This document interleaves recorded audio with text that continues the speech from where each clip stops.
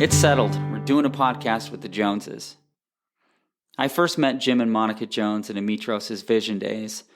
I hadn't even started my first day at Amitros, and I was invited to Vision Days. I didn't even know what it was at the time, but it's a multi-day event where all of Amitros' employees get together and discuss strategy for that year and collaborate and share projects and things like that. And one of the things our marketing department shared was a really touching video of Jim and Monica Jones. They're members on Amitros' platform, and this video touched upon their story of Jim's work injury and his struggles post-settlement and how Monica supported him. And when the video ended, there wasn't a dry eye in the room, including mine. And Jim's story was just so moving and inspiring. So when it came time for us to do a podcast, everyone thought of Jim and Monica certainly as our first guests. And we're so happy they were both willing to sit down with us for It's Settled, an Amitros podcast. I think you'll be surprised at how candid Jim and Monica are, how brave and resilient they are, and really how sweet of human beings they both are. And their relationship as husband and wife and as friends and as a support system for each other are really touching. And their philosophy on getting through difficult times and the physical pain that Jim sustained as a result of his injury and the life struggles before, during, and after are just really inspiring. And I hope you all enjoy the time I spent with Jim and Monica and come away with maybe a different perspective on an injured individual and what they go through and their family struggles. I know I certainly enjoyed it and just can't thank Jim and Monica enough for their willingness to talk to us on It's Settled, an Amitros podcast.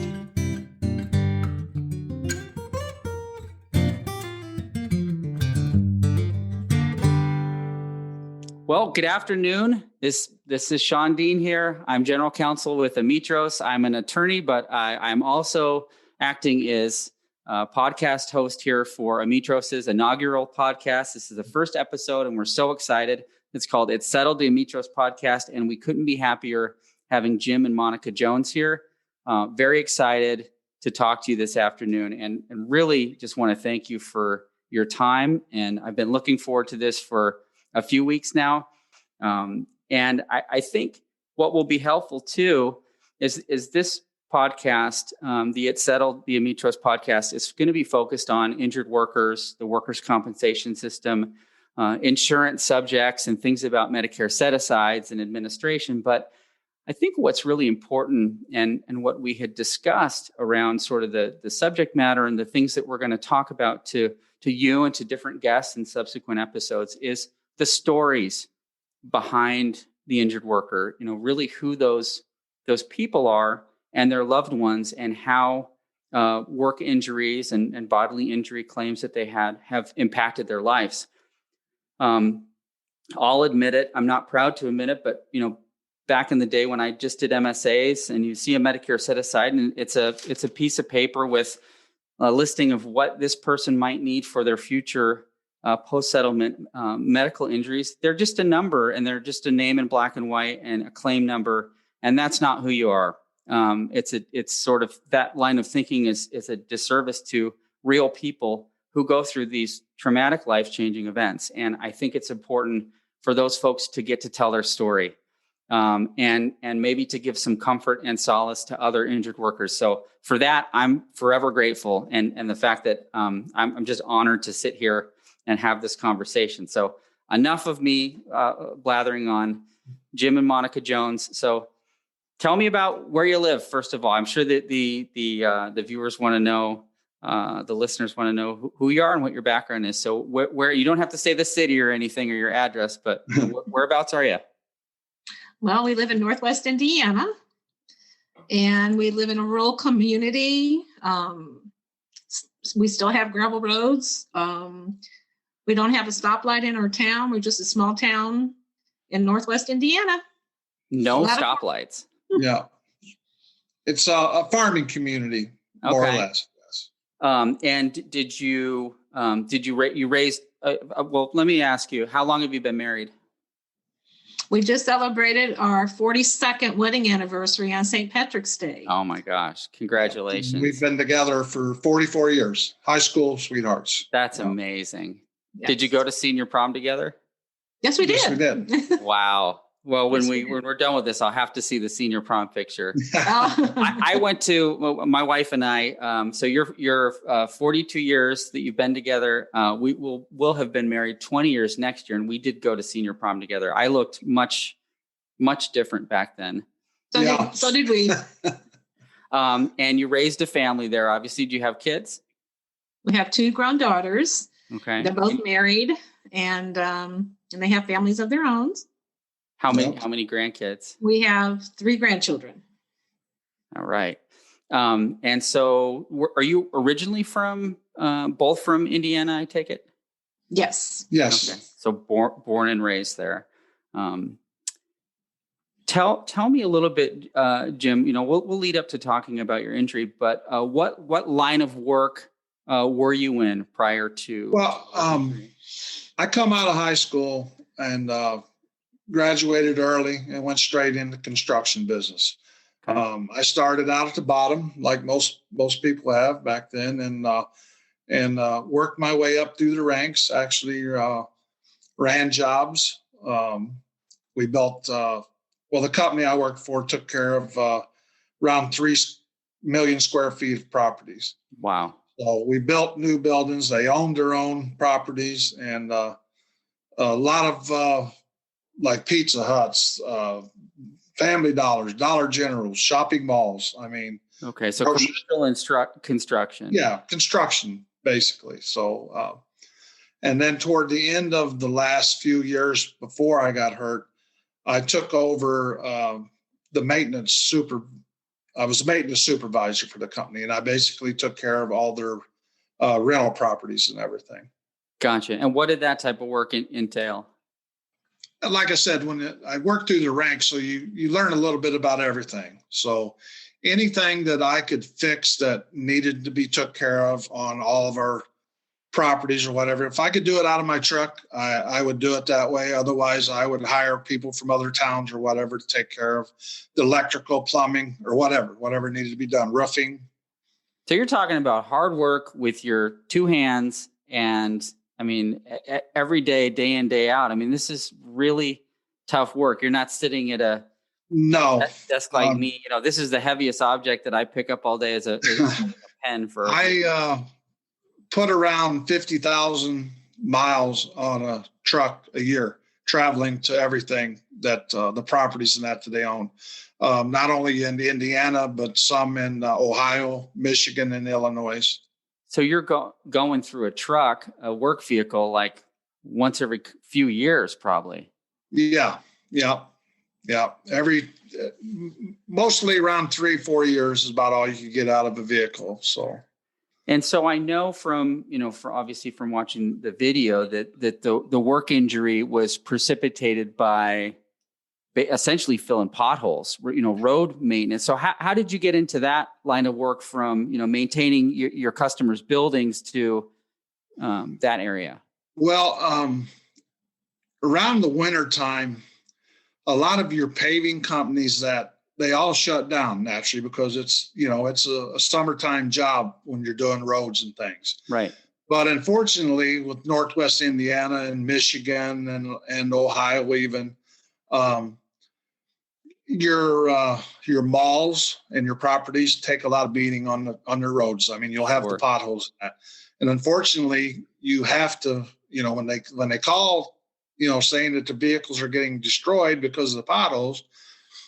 So I actually found a company that made a pothole patch, and then I would go. I think it was an hour and a half drive one way, and I took a trailer and I would load up to around 3 tons of asphalt patch, and myself and my shovel, I would go around to all the malls and take care of them then. So this is all work by hand. Everything was by hand, yes. And you have 3 tons of this aggregate asphalt stuff that you're just shoveling out of the back of the truck into holes in the ground. Yes. Right. Wow. Yes. I can't even imagine how many shovel scoops you would do on with that much material. It's crazy. Yeah, like I said, 3 to 4 ton a day. I mean, there was days that I actually even shoveled up to 7 ton in one day, which would be around a 10, 11 hour day. Oh my God. And Monica, what would that be like when Jim would get home from that? I mean, he'd probably want to eat like a horse. I'd be starving and tired. And he was very tired. He would go to bed early and start back at it the next day. I mean, he was very dedicated to his job, and he wanted to make sure that, the rental properties was well taken care of because that was his job. Right. And I mean, it's a lot of folks too, they don't attach to the fact that, this is vital work that you were doing. I mean, you're going to a shopping mall and you're buying a gift for somebody, and you pull up in that parking spot and you don't go over that pothole and blow your tire out because you were out there with a shovel. Right. Yeah. He would start early while the parking lots were empty. Yeah. Because a lot of times I'd leave home 2, 3 in the morning, get to places before they would get a lot of traffic on the mall because, you wanted to get as much done as you could without, heavy traffic being on there because, What time would you get home? Depending. I mean, a lot of times I would unload a trailer and then I would go back to where I got the patch and would have another 3 ton or so loaded on the trailer. And then I would bring it back to our shop and put it in a warm building to where it was manageable, because a lot of times it was in the wintertime. And that way I was ready for the next morning. I could take off to a different area and start all over again.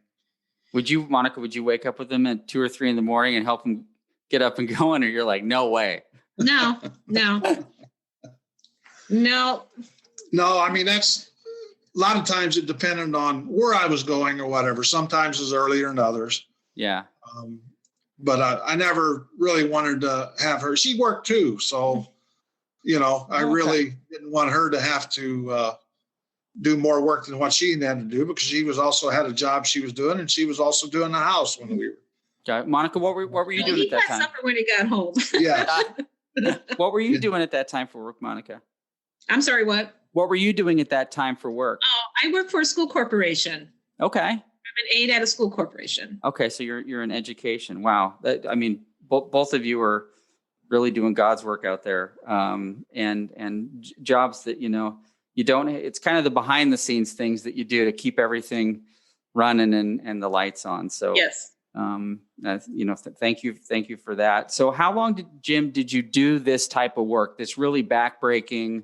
Well, I mean, the pothole patch, depending on how bad a winter was, the winter that year that I actually got hurt was a bad winter. I mean, every mall, that's all we was getting was calls from malls, from places, people having flat tires, bent rims.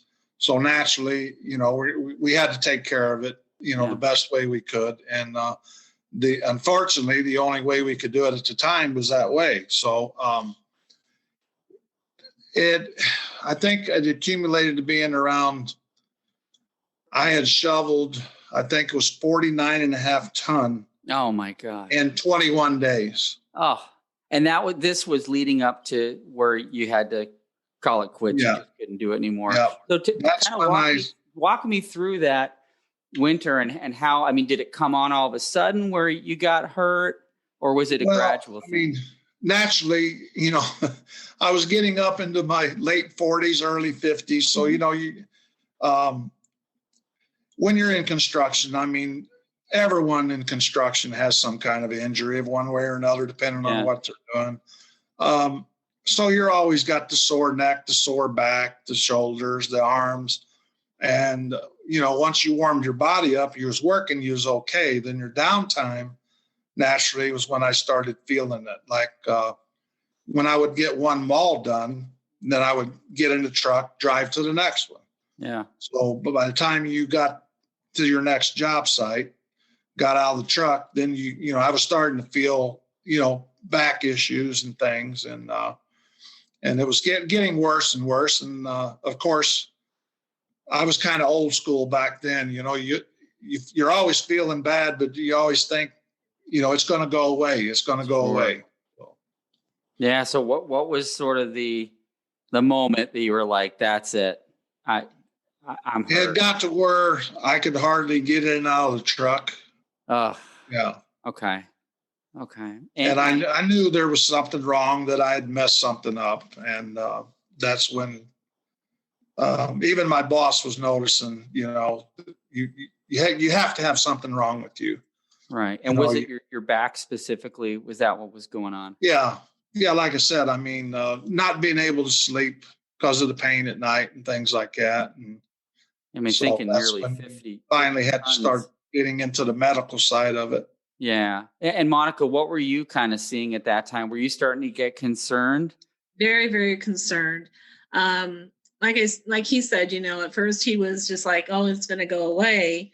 And I'm thinking this isn't going to go away.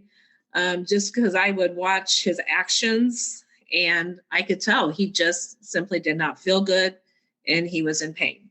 Right. So, let's fast forward a little bit to when you're not working anymore. What was that like for you? Because I mean, you said you'd been doing this line of work for, was it 17 years? I'm sorry. 37. 37 years of construction. Yeah. 37 years, almost 40 years of doing that. I mean, what was that like for you to one day you're working, doing what you enjoy, and then next day that's it? And that was tough. I never was a sit at home, watch TV kind of guy. I mean, I was an outdoors person. I like to be in the outdoors, and to have that taken away, it was tough. I mean, I seen it was hard on her. It was hard on me. And of course I tried to hide things from her, because I didn't want her to know what kind of pain I was in or anything, but when it got to where I couldn't even basically get up and go to work. I mean, even the people that I worked for, they even had me says, well, we'll just give you a couple guys. Maybe you can run them and see if you can do that and kind of work your way into it. And it got to where I couldn't even do that. Yeah. Gotcha. Well, wow. I mean, you want to retire one day, but on your terms. Yeah. Yeah. I could see that. And I personally haven't gone through it, but I've been involved in the workers' compensation world for a while. And that's one thing that folks do report is, it's like it got taken away from them. You want to go out and get the gold watch and have the retirement party and on your own terms, like you said. Well, I've told everyone the toughest thing I've ever done in my life was when I had to go in front of the disability board, the disability doctor. I had never been laid off in 37 years. I had never collected unemployment or anything like that in my whole life. So yeah, to me, that was a kind of a slap in the face. I mean, that was a tough pill to swallow. For what it's worth, I mean, and who am I to make a call? But I mean, it wasn't your choice. This was something that physically happened to you, and you really didn't have it wasn't you quitting, I don't think. No. But I could see how it would feel that way. I mean, I heard a rumor, I don't know if it's true. Did you build your own house? Yes, I built my own house. Yeah. I mean, well, like I said, I was a carpenter by trade, and working. Well, I mean, we built banks, we built libraries, we built post offices, we built VA clinics, Veterans Administration buildings, a company owned. So yeah, I mean, we built everything from you name it. We've built it. I saw the outside of your house in the video, and it's a beautiful home. And I can't imagine someone who builds a home with their bare hands is a quitter at all. So, well, even on my vacation, I actually built another garage to put my boat and my other toys in. So that's what I did on my vacation. I'm still working. So. Well, that's been a while, but yeah, we built that too. Everything on our property we built. Yeah. So talk to me a little bit about, you talked about your boat and some of your toys. How have you been able to, well, maybe not now, we'll lead up to it, but after you were injured, how did that affect your life as far as, enjoying things you used to do, getting around the house? Yeah. That was non-existent for about a year and a half. Okay. I mean, for about a year and a half, I was lucky to get from the couch to the chair to bed. Wow.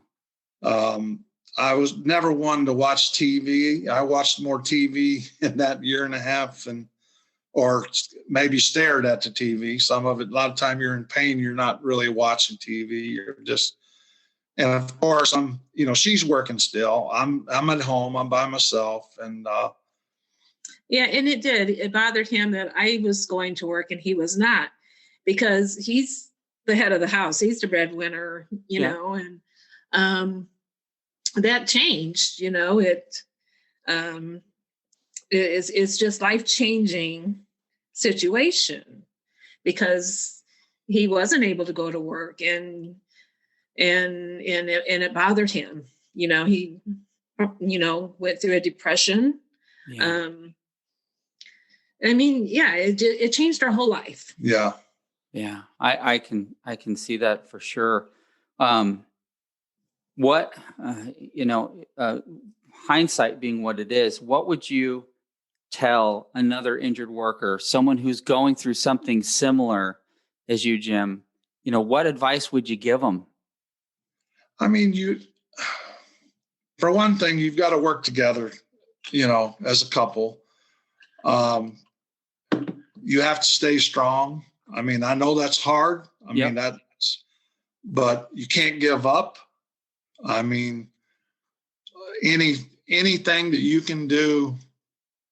Even if it's something that's not in the line of work you did, if it's something to keep yourself busy at, even if it's a little of nothing. I mean, what were some of those things for you, Jim? What were some of those smaller things that you were able to do, even though you were in pain, that just kind of helped keep you going? Well, I mean, I had rose bushes that I took care of. Even a garden. I had a small garden, even though I couldn't do a lot of it. I tried. Yeah. You just need to get up and move. Yeah, you just can't sit there, right, and feel sorry for yourself. You can't do that. I mean, and that is hard. I mean, at one time I was on 2 depression medicines. Yep. And I finally one day it's like, I don't need this. I got rid of one. I ended up getting rid of the other. I mean, it's just, I'm not going to feel sorry for myself. I'm not going to take it out on my wife or take it out on, what happened. I can't get that back. Even the company that I worked for, they did everything for us. I mean, they still do things for us, but, like I love to fish and I like to hunt. A lot of that was taken away from me. Anything that I do, even today, I suffer through things. I mean, I may go fishing, and when I'm going fishing, I'm enjoying myself. So that takes away the pain. Yep. Because you're outside, you're doing something that you enjoy, even though you can't do it for a long period of time or whatever. You're not feeling that pain because you're actually enjoying yourself. You're enjoying it. You're in the moment with it. You're doing something you love. Even though everything I do, I pay for. I mean, it may take me a day or two to get over 3 or 4 hours of fishing, but I'm still doing it. I'm not going to give that up. And the hunting, I mean, I learned to hunt different ways. You had to be smart about what you picked up, try not to injure yourself any more than what you are. But, there's things you can do, everyone can do, but you just got to find a way to do it. Yeah. And not make excuses. You just got to make time for it. Yeah. And I think get up. You have a really good positive attitude around that. And I think other injured workers hearing that, I think will take comfort and likely be inspired by that too. And I'm sorry, Jim, I cut you off. You were going to say something else. But no, it's like I said, it's just, you just can't lay around. You can't feel sorry for yourself. whatever you can do, any of it's a positive. You have to keep moving. And Monica, how much of a cheerleader role did you have to take in that? No, I mean, I really did encourage him to just get up and move and go. He didn't want to ever go to the store because he couldn't walk around the stores for very long. So we started out going to stores that was not in our area. See, this is the thing of feeling sorry for yourself, or maybe I was a little arrogant, maybe at the time, or my injuries caused me, I couldn't stand for long periods of time. Like if I would go to, say, a Walmart store or anywhere shopping, I couldn't walk around for 10, 15 minutes. My legs would go numb.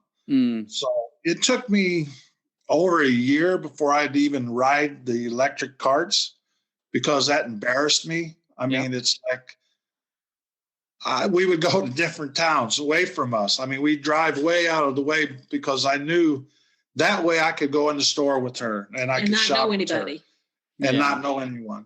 And then I started running into people that I knew, so even doing that. But now it doesn't bother him. No, because I've realized, I mean, it is what it is. It is what it is, but I'm not going to sit at home. I'm going to go with her. I'm going to get in that cart and ride around. Otherwise, I'm sitting out in the truck waiting for her.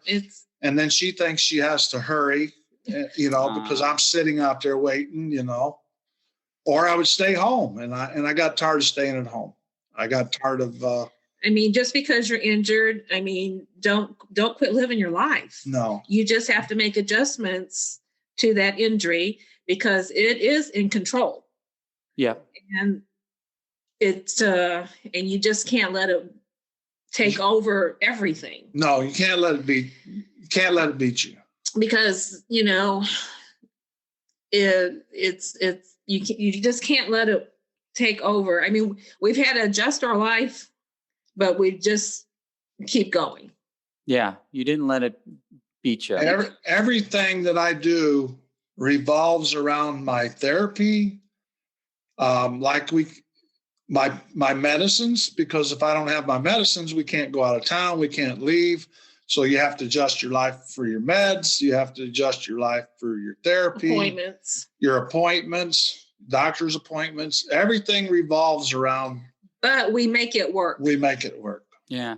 And Monica, what advice would you give to a spouse, a significant other who's kind of taken on a little bit of a caretaker role, with someone who's an injured individual? What would you tell them? You do what you have to do, because when you say those wedding vows, it's in sickness and health. Yep. And we meant it then, we mean it yet today. And you just encourage all that you can. You do for them, but you don't do everything for them, because they have to do for themselves as well. But yeah, you just stand by them and encourage them, and just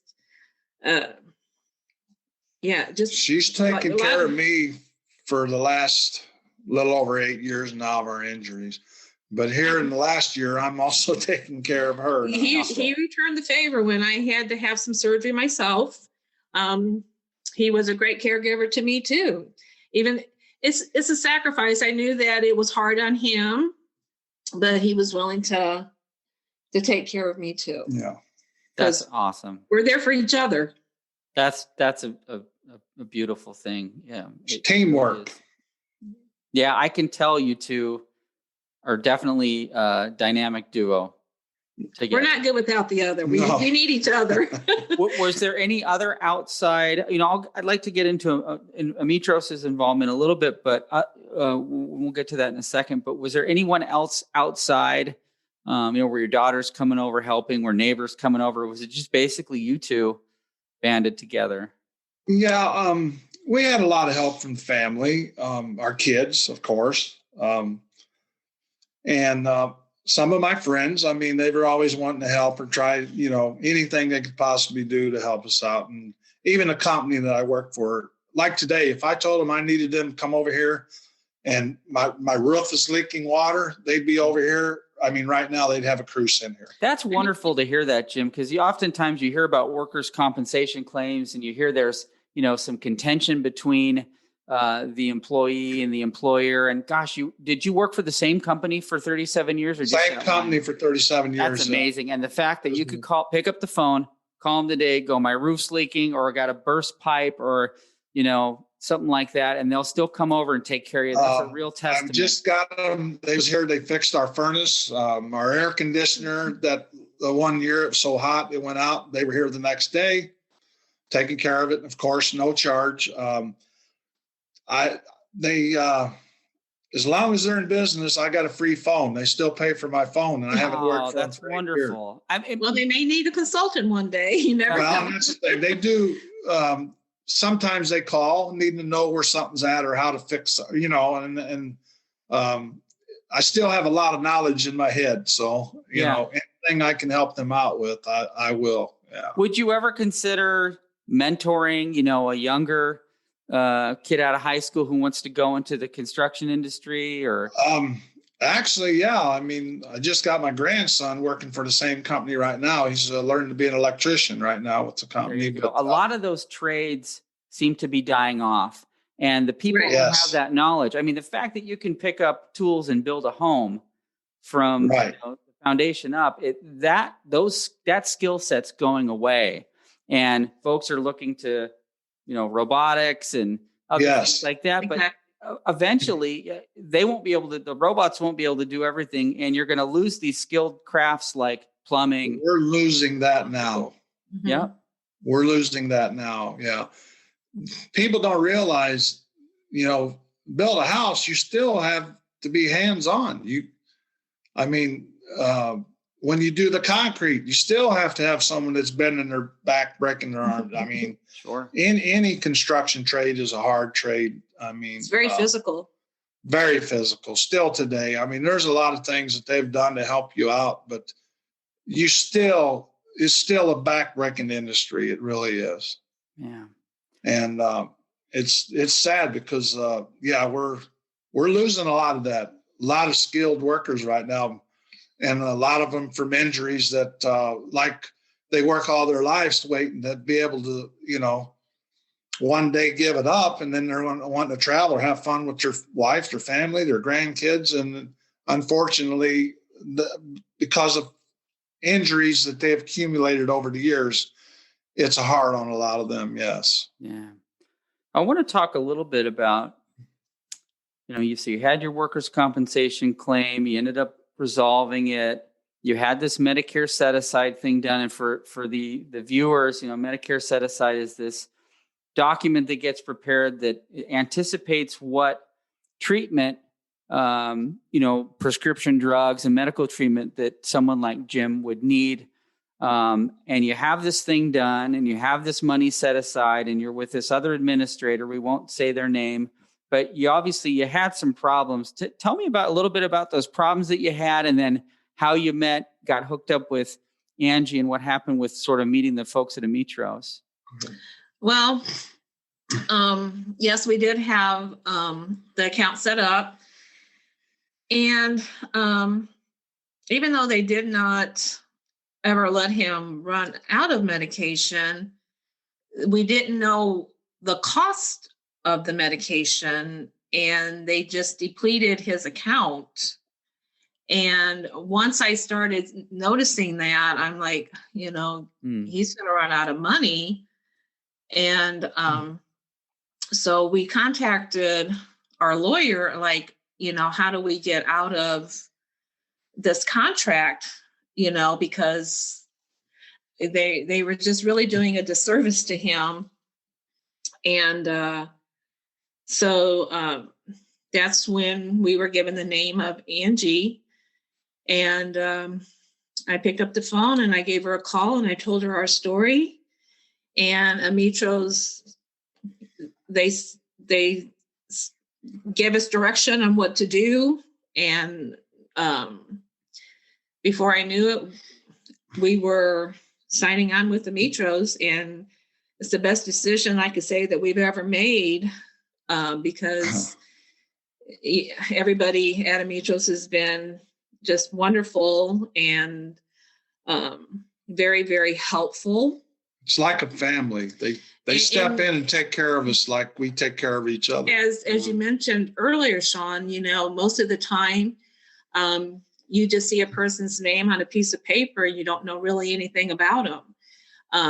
But I mean, I feel like we can pick up the phone and call anyone at Ametros at any given time and get the help that we need and not feel like we're bothering you or that the question is silly or the need is silly. Being a burden. Yeah. But you guys have always been very encouraging to us as well. You're no bother. We're here for you. We can help you in any way that we can.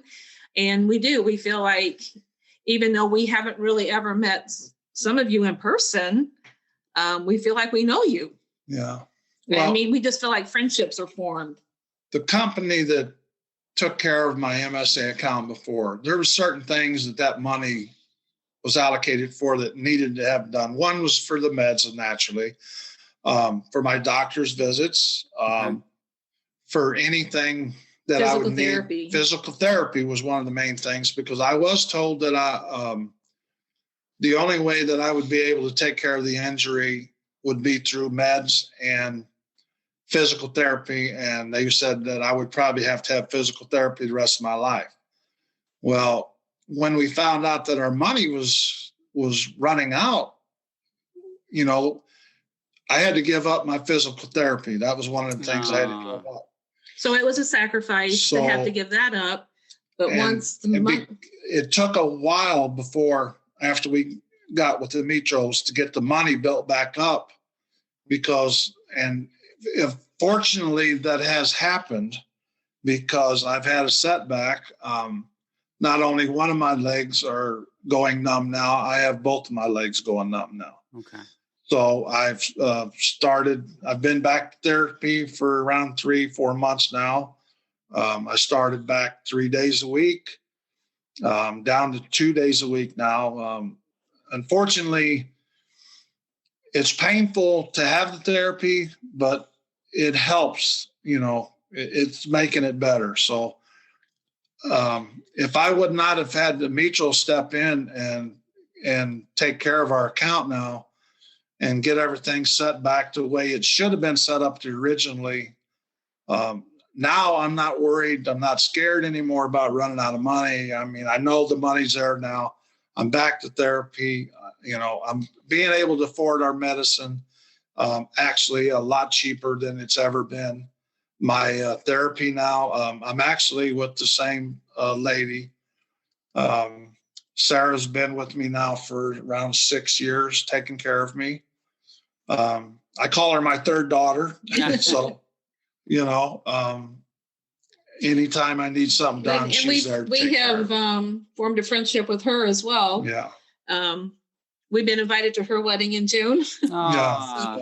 But so yeah, it's just like, and she actually helped me with my physical therapy with my surgeries that I just had. And so yeah, I mean, if it wasn't for Ametros, he may not still be able to afford therapy, you know? So again, you guys have just been a blessing to us. Well, thank you. And I mean, it is a privilege to be able to serve all of our members, but especially folks like you. And it makes me really happy and proud to be a part of a company where this is the outcome here, and we're having this conversation. So I really... Yes, you should be proud. But it doesn't happen all the time.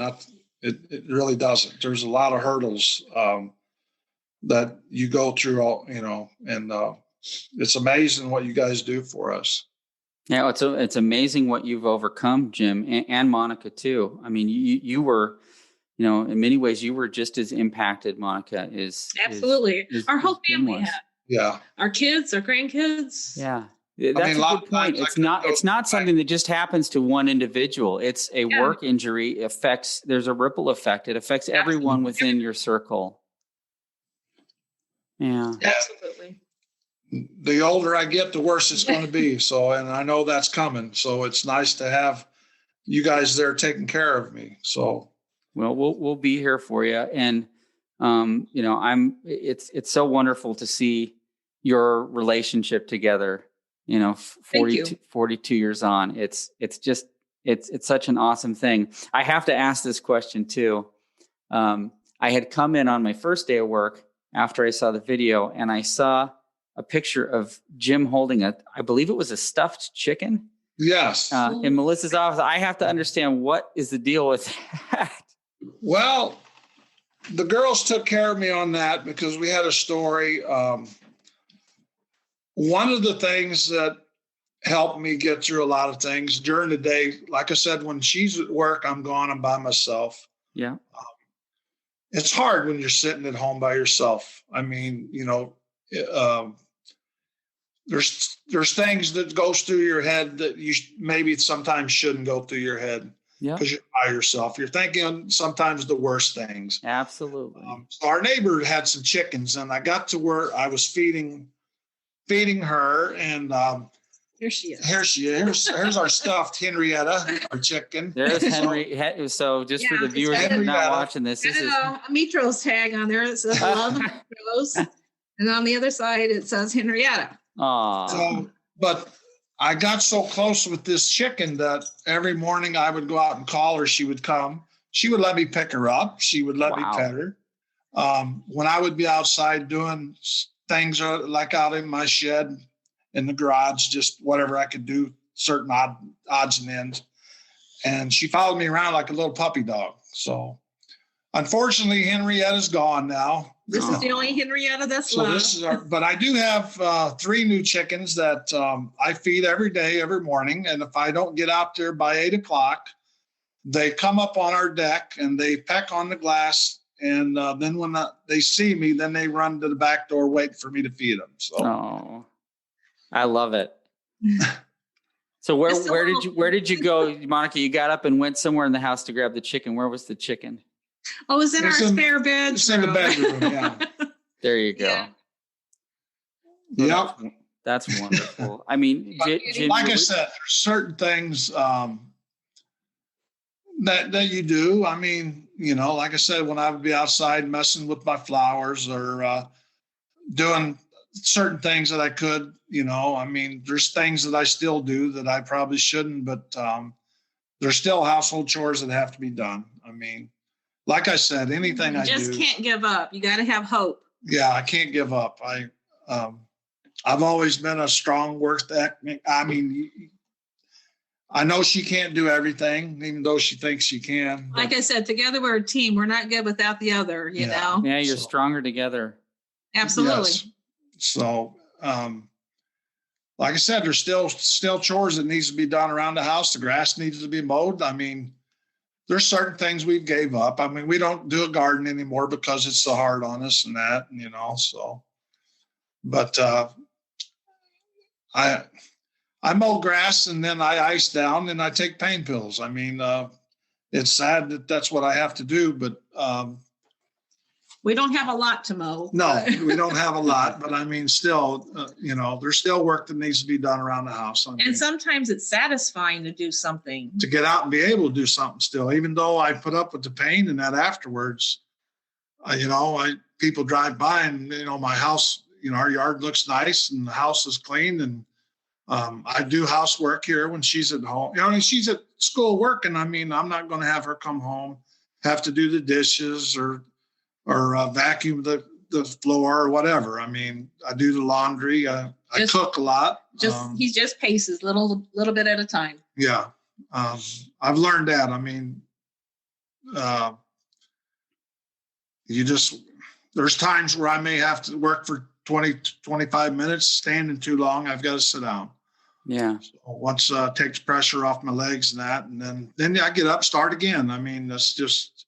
You've kept such a positive sort of can-do attitude through the pain. And there's a lot of folks who have never experienced an extreme amount of pain or related to an injury like this, and they don't know what it feels like. I'm fortunate that I have not, but I've had some, like I'm an avid runner. I've had some, knee stuff here and there, aches and pains, but nothing like debilitating. You can't get up. You can't get out of bed. You're just, relegated to a couch.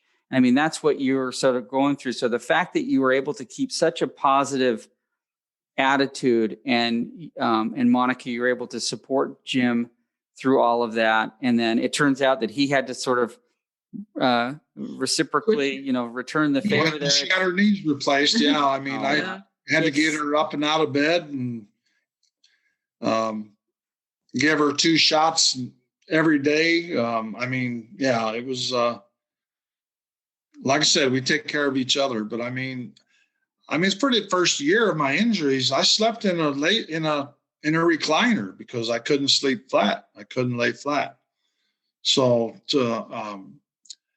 that was another thing that the Ametros helped get me in my bed. I have a special bed that I sleep in so I can keep the pressure off of my IT bands on, and my back.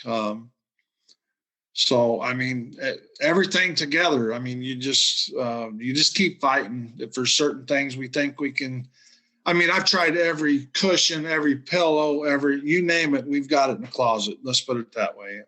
Of cushions that people's told us, this will help your back. I mean, we've tried everything there is. Furniture, we've went through so many different pieces of furniture because I thought, I think that it's comfortable. After a week or two, it's not. So then, we sell it, we lose money on it. Mm-hmm. Then we buy another, it's anything and everything. You just keep fighting to find anything and everything that you can to make yourself as comfortable as you can. You live in chronic pain, and it's there every day. I think the most important thing that each of you have is each other. That would be my take on it. And I know you probably don't think you are, middle America, just 2 normal people, but you truly both are an inspiration. Oh, thank you. I feel that way. And I know we all do at Ametros. And it comes back to before I even started, we had a big screen up in this common area, and they showed this video of this gentleman, Jim Jones and Monica, and it was so powerful. But I tell you what, it was even more of a pleasure to get to just sit down here and talk to you. And there couldn't have been 2 better fitting guests for Ametros's very first podcast than both of you. So I can't thank you enough for this conversation, and I just wish you both the best together. Happiness as much as you can to be pain-free, Jim, and you too, Monica, knowing you went through something. We hope this helps other people, because we probably never would have done this if it wouldn't have been Ametros. But for me to go through what I did, if there's anything that someone could get off of this to help them, then I'm all for it. That's a selfless thing. I've been through this. And it's not an easy thing to do. It really isn't. I mean, chronic pain, pain is an awful thing. I mean, just all the way around. I mean, you're not feeling good. You're hurting all the time, and you just gotta. Every day seems to be the same. You go through pain. I mean, anything and everything you do is pain.